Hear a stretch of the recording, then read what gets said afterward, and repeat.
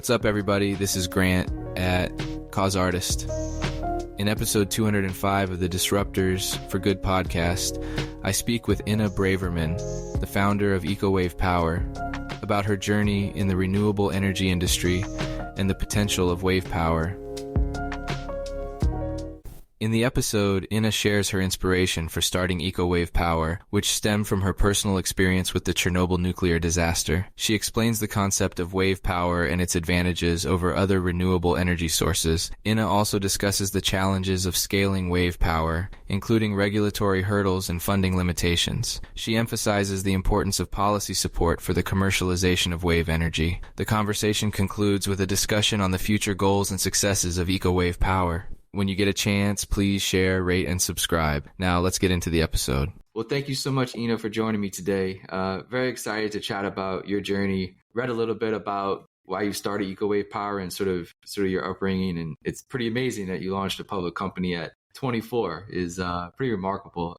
Before we get into EcoWave Power and everything you're doing there, talk a little bit about the catalyst and maybe the inspiration for starting EcoWave Power. What was those sort of a light bulb moment like, I guess, for you, if you want to take us back as far as you want? So I don't think starting EcoWave Power was one light bulb moment. I think it was kind of how my life started and continued, because I live in Israel, but I wasn't born there. I was born in Ukraine in 1986. And 2 weeks after I was born, the Chernobyl nuclear reactor exploded, which caused the largest in history nuclear disaster. And I was one of the babies that got hurt from the negative effects of the explosion. I actually had a respiratory arrest and a clinical death. And luckily, my mother approached the crib on time, and she looked down at me and she saw me pale and blue and not breathing.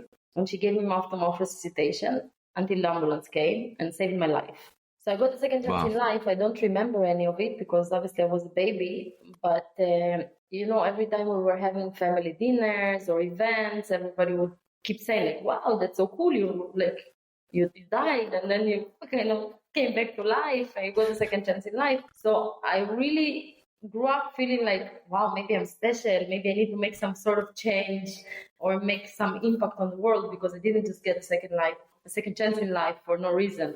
And when I was 4, my family immigrated from the Ukraine to Israel, and we settled in a very, very small town in the north of Israel called Akko.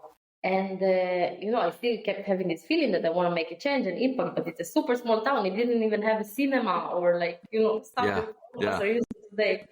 So as I grew up a little bit and, I had to choose what to study in the university, I chose to study political science because I thought that maybe, a girl from a small town in Ukraine and then in Israel can make a big change for politics. And when I finished my university, there was no lineup of politicians waiting for a young lady with a major in political science. I was surprised. So then I started, my first work was as English-Hebrew translator for a renewable energy company. And there I really discovered kind of the whole amazing world of renewable energies. And whereas wind and solar sectors were already packed with technologies and competition, there was nothing to innovate or to develop, wave energy was kind of, the exciting new kid in the block of renewables. Everybody wanted it, everybody believed in it, but no company, no matter on the budget or the resources that they had, no company was able to make it a reality. So I was 24, I had no money, no contacts, no technological background. And I said to myself, all these huge billion-dollar companies can do it, I can do it. And that was kind of the beginning of EcoWave Power. Wow. I mean, that's... And so the idea of wave power, I guess, as much as you can describe it, right, via like a audio type of thing, I guess, we know wind power, we know solar power. Is wave power, try to explain what wave power is to to us. Wave power is the same as other renewable energy sources such as wind and solar in the fact that it's a renewable energy source. We're getting the source from Mother Nature. In case of solar, we're getting sun, and the sun is being transmitted to clean electricity. In our case, we take the power of the waves, ocean and sea waves, and through a technological process, we harness clean energy from the power of the waves. The difference between wave energy and other renewable energy sources, such as wind and solar, is that wave energy is the least intermittent source of renewable energy. Meaning, for example, solar energy from the sun is an amazing renewable energy source that we've all heard about. But when you have the night, you don't produce anything. When you have cloud coverage, you don't produce anything. When you have winter, you don't produce anything, or pollution like in China. Wave energy in suitable locations can operate 24/7 around the clock. That's a game changer for a renewable energy source. Also, when you're looking at wind energy, it's mostly dominant early in the morning or late at night, when actually population usage is at its lowest. With wave energy, it's not the case. Another advantage of wave energy is that it's actually the most dense source of energy there is out of all renewable energy sources. So basically, the density of water is 832 times greater than the density of air, meaning we can produce much larger electricity amounts with much smaller, thus cheaper devices. And I think one of the most important factors is the fact that 2/3 of the world population is currently living within 200 kilometers of a coastline. Yes. So with this type of population distribution, the need for wave energy is really undeniable. Real quick, I want to go back to the decision to kind of actually start this. Like you said, no money, sort of no contacts. Like, what was that process like for you to actually say you want to do it? And then how long before, you actually did it, right? And put together the team through those early stages of when you made the decision to do it to actually, the process of going live, let's say, right? And I guess you went public pretty early because it was pretty soon after that, right? So I don't think that like the beginning of EcoWave Power was really like 100%, let's call it my decision. It was more like, the right thing happened to enable it. Yeah. Because when I got interested with the power of the waves and I saw there's a big need and demand for this type of product and nobody is able to kind of develop a product of this sort, I started researching the wave energy field and seeing like where all other companies failed. Like, they have all the resources, they have all the technical knowledge. Why can't they make wave energy happen? And I started thinking of my own kind of, based on the failure points, I started thinking of my own product, and the EcoWave Power product became to be the EcoWave Power product, that will kind of fix these bugs or these problems that I saw that all companies that existed shared the same 5 problems. Again, I was super young. I was in my early 20s, no money to invest, no contacts. I grew up in a small town, so it's not like I could contact some big investor or friends that I have that, that are throwing cash at you for your inventions. Yes. So I kind of put the idea aside as unrealistic. So I actually did not have an intention to establish EcoWave Power as a starting point. Then one day I went to a social event and there's a guy that came and sat next to me. His name is David Lev. And he looked a little hippie, ripped jeans, like strings on the hands. And it's in Israel, and he started talking to me in English. And he goes to me, "What's your passion?" So I said, "Wave energy," because that's what I was researching. That's what I was really passionate about. And it turned out that this hippie guy is a serial entrepreneur that did a successful exit in the past. And since then, he's investing in different companies. And he also was thinking at a completely different side of the world. He was thinking about wave energy. With some of his funds, he invested in a surf hotel in Panama. So he was sitting there during renovation, watching the power of the waves, saying, "Wow, there must be something better that you can do with that other than marine sports." So when I said wave energy to him, it was like match made in business heaven. So he was very interested, and he said, "Okay, can you make me a business plan? Can you describe your idea? Let's brainstorm and so on." And that was kind of the beginning of EcoWave Power. Wow. And regarding going public, the company went public actually in 2019, which is 8 years after establishment. So it wasn't that fast. And we're publicly traded on Nasdaq under the stock symbol WAVE.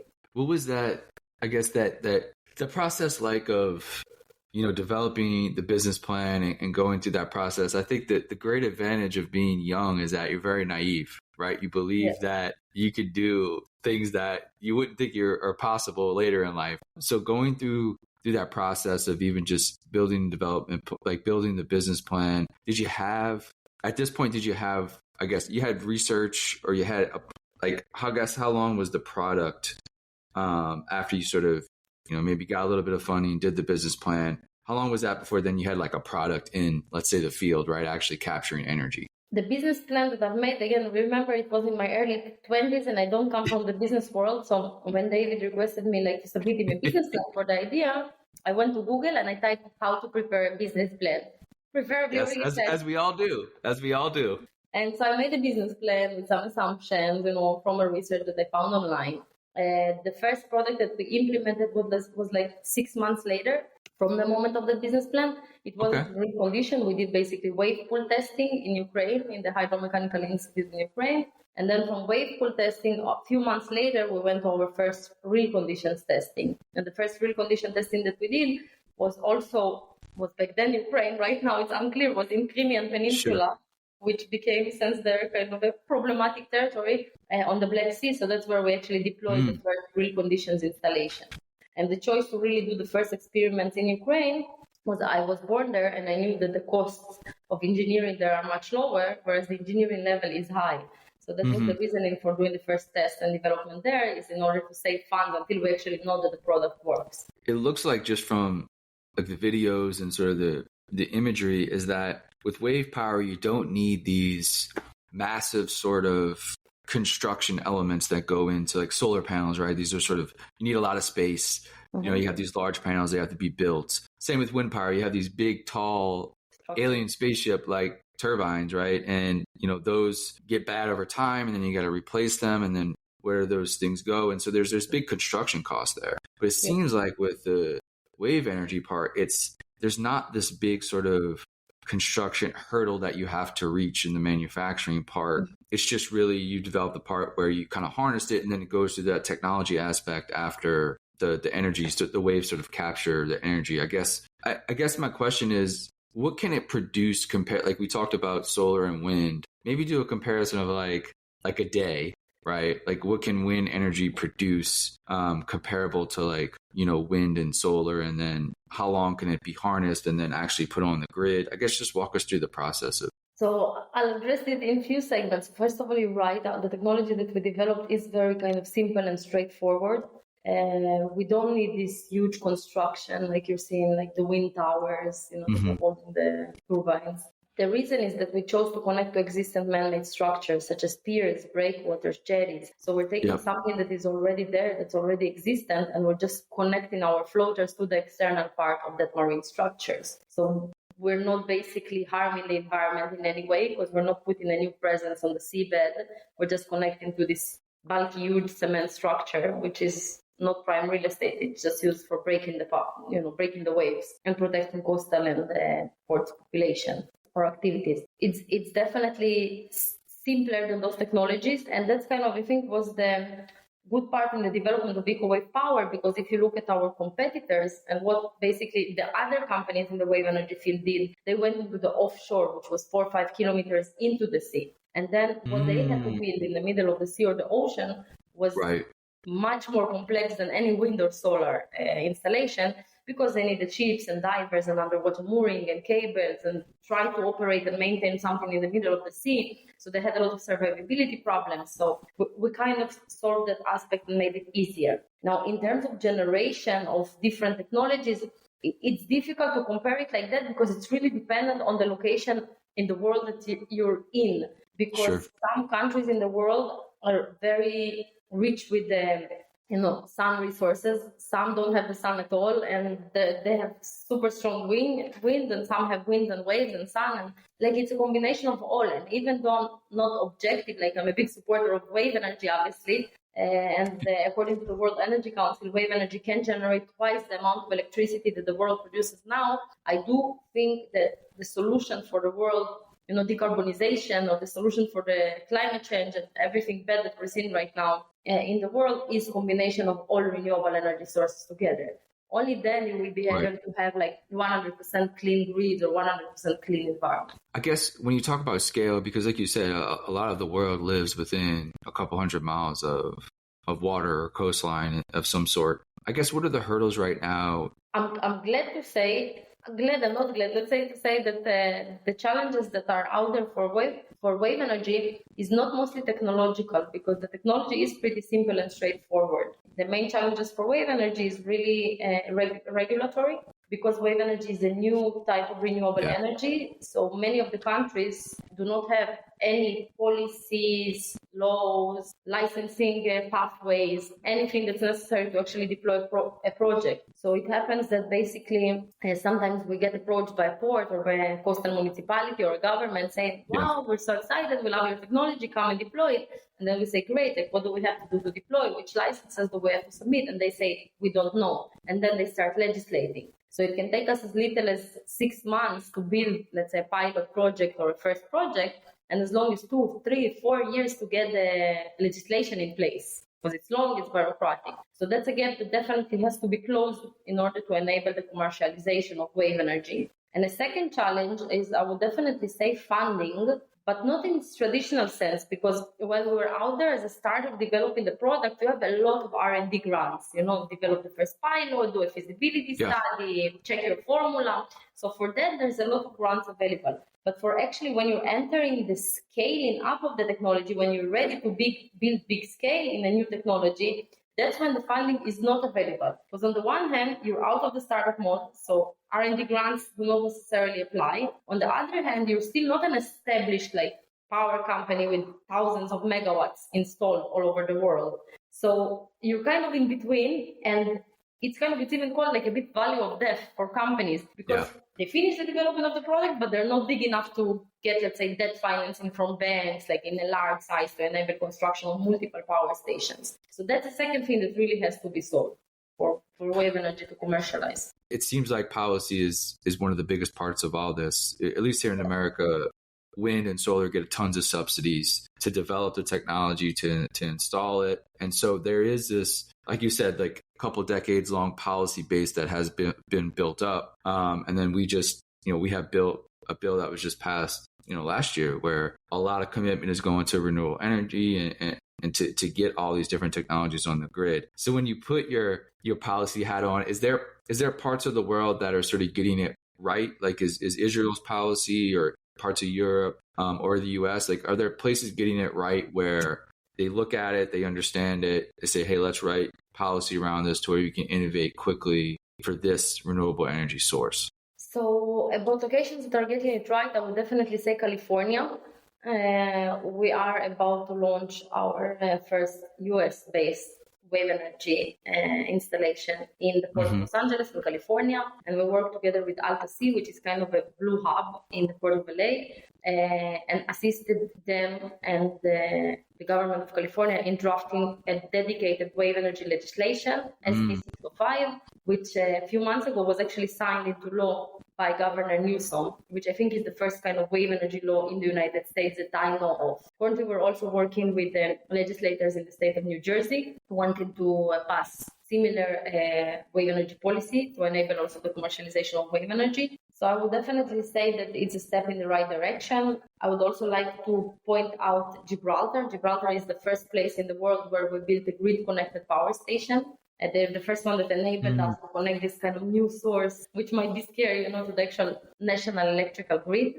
And they really, it's a smaller country. It has a population of 30,000 people. So there's less bureaucracy involved in all the, approval processes. So, but they did a really, really good job from being a country with no renewable energy when we came there to really drafting renewable energy policies, which enabled us to connect to the grid, to get a feed-in tariff price for each kilowatt hour we send to the grid, and even deploy other renewable energy sources and use the same policy that they did for wave energy, and then deploy solar and other renewable energy sources. The grid part is interesting because let's take the California example. When you do something like that, does that connect to an established grid that they already have? Yes, we connect to existing electrical grids because it makes sense. The grid is there. Most of the grid has available capacity, meaning some space in the grid to accept additional energy into it. There's different substations that are located in different locations around the country. So we connect to existing grid. It saves costs. It enables us easy transmission to every location within the state or the country, depending on the grid structure. But there is also a possibility some locations do not want it to connect to the grid. So, for example, we just did a feasibility study for Chevron for connecting wave energy to gas drilling or oil drilling platforms. So then they just want the electricity to go to some sort of battery and then power the platform.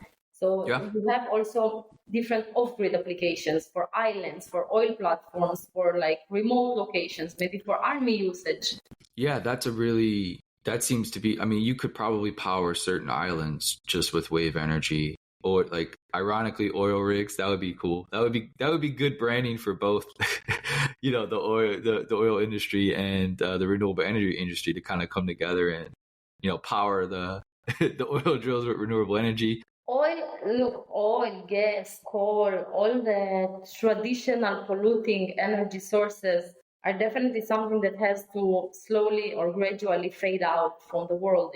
Again, because right now, according to the United Nations, 60% of the world's global greenhouse gas emissions are from the way that we produce our energy. So they have to fade out. But a lot of people their jobs are dependent on these industries. Our electricity needs and economy growth is dependent on these industries to a certain extent. And this industry really grew because they existed before renewable energy ever existed. So they grew very strong in terms of financial capability, in terms of engineering capabilities, and so on. For example, right now, a co-investor in our Port of LA project is Shell. Shell is not traditionally a renewable energy developer, but look, they're coming into a wave energy project. They're becoming a strategic partner in a wave energy project. And that's a start because everybody has to start somewhere. Yes, as they should, right? That they, like you said, they have the capabilities to actually make all this work, and they can transition as well and still maintain their profitability and still maintain the job creation that they do. So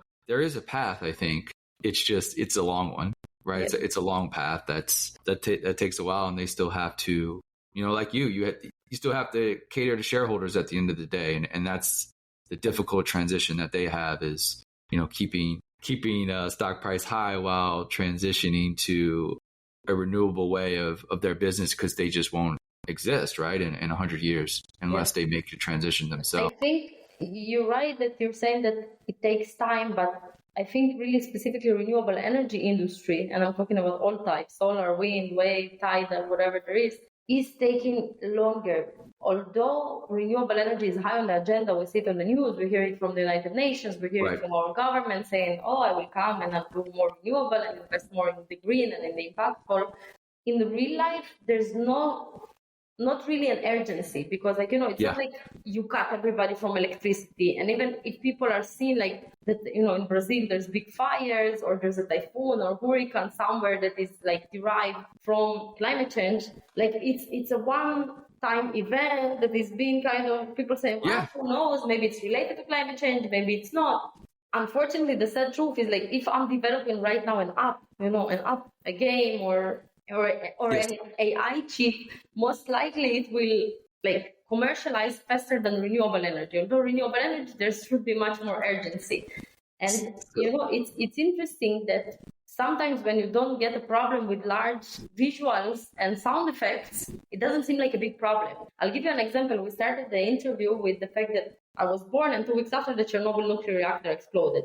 And the Chernobyl nuclear reactor really exploded. There was a lot of smoke, and there was like fire. Yeah. There was it was all over the news. Like, it was really like, it's a scene from a movie, unfortunately. So all the countries in the world left everything, sent experts, tools, money, just shut it off, stop the pollution, stop the fires. Like, everybody got super stressed because there was a big boom and with visuals. Climate action, or let's say climate change, is killing much more people than Chernobyl ever did. Like, according to the World Health Association, right now, 1 of 7 people in the world died premature death directly resulting from pollution. Like, imagine the numbers.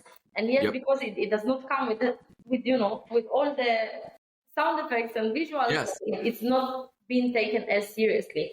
And that's unfortunate. The one theory I have around, maybe why it hasn't taken off, just here in America, we pay our electricity bill, right, through the electricity company. Yeah. And if you want to have renewable energy or solar energy, right, you have to go out of your way, research to get solar panels installed on your roof. You have to get approved for it. It's pretty expensive to do so. Most people are never going to do that. Even though there are subsidies for that, it's still very expensive for people to do. It still takes time. It's where I think it would start to scale very rapidly if they was the same way we pay our monthly bill, right? Whether it's $100 a month, $120 a month to traditional electric companies, we as the consumer can easily pay a large scale, solar energy company that same monthly thing, to where we know our energy comes from renewable energy into our homes. Now, I don't know if that's possible, because if you need to have solar energy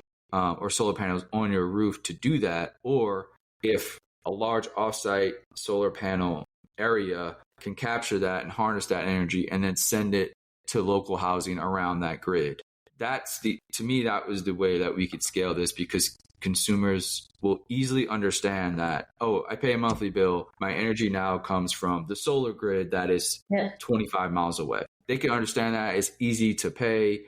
I don't have to install anything on my roof. I don't know if that's possible, but if that were possible, that would be the way to scale renewable energy to residential here in America, at least. That's just how our There are some locations, I think even in America, I don't remember exactly where, but that did the experiments with decentralized grids, meaning exactly what you said, that your house gets from solar, another house gets from wind, and each house pays to the actual distributor that it gets the energy from. So it is a possibility. Pilots have been run on smaller scale communities where you can actually provide 100% of the energy and monitor it with different tools. So it is a possibility. It might and probably will happen in big scale in the future. And probably you're right. It will also, when it happens, will cause more awareness. Because if you actually get a bill and you're saying, it's not only saying you, let's say, purchase 100 kilowatt hours this month, but it will actually say that you purchase it, let's say, from wave energy. And by purchasing from this source, you, saved 100 trees. I think that as a consumer would be more understandable for you. Plus, you would say, wow, I didn't only pay my bill, but I actually contribute to the environment. I removed some, carbon emissions from the environment. So that's a great feeling. Right now, on the consumer level, you don't get it. The government can say, I produced this amount of energy and took away this amount of pollution, but it's not, on the actual consumer level. Yeah. Well, the last question I have is just really about the future. And, if you look at the next 3 to 5 years, what are some of the goals and successes you and the team would like to achieve? So for the near future, what I would like is really, like you said, the launch in the Port of Los Angeles. We're also starting this year the construction of our first commercial scale wave energy power station, which will be launched in the city of Porto in Portugal. We just got the final license to start the construction. From our knowledge, it will be the first commercial wave energy installation in the world. So here we're getting a chance to prove that wave energy is not only cost efficient, reliable, environmentally friendly, and easily connected grid, but that we can actually scale, produce large energy amounts, and show profitability, which is a big aspect of commercialization. So that's something we're very excited about. So that's the near future. And, farther into the future, what I would like to see is much more working power stations anywhere in the world where there is a breakwater. There definitely, again, the breakwater is not used for anything. You can't put a hotel there. It's not being rented out for any usage, the external part. So I would really like to see that all breakwaters in the world that are suitable will accommodate wave energy kind of devices. And even more so, if we're going back to my political science kind of background, like you said, I would like to see legislation every time a new breakwater is built, already in the design and construction phase, to kind of make it suitable or make the adjustments, very minimal adjustments that are needed in the structures to accommodate wave energy. Because then you don't have to take an unrelated technology and combine it with an unrelated structure. You have a structure that is actually built for the technology. And with climate change, there is much more storms, there is, the rising of the water levels. So there's much, much more of these breakwaters that are being built in the world. And these breakwaters, they're protecting the coastal population and the ports, but they're not good for the environment. Cement in the water, stones in the middle of the ocean is not a good thing for the environment. So this, if we have to build them to protect the population, which is an important need, if they would come combined with renewable energy, then you can minimize their negative impact and kind of, bring up their positive impact. Well, thank you so much, Anita. This was, fascinating discussion for me. I love learning about this stuff. So your journey is incredible. Congrats on all the success so far, and best of luck to you and the team for the next decades to come. Thank you very much, Grant. It was a pleasure.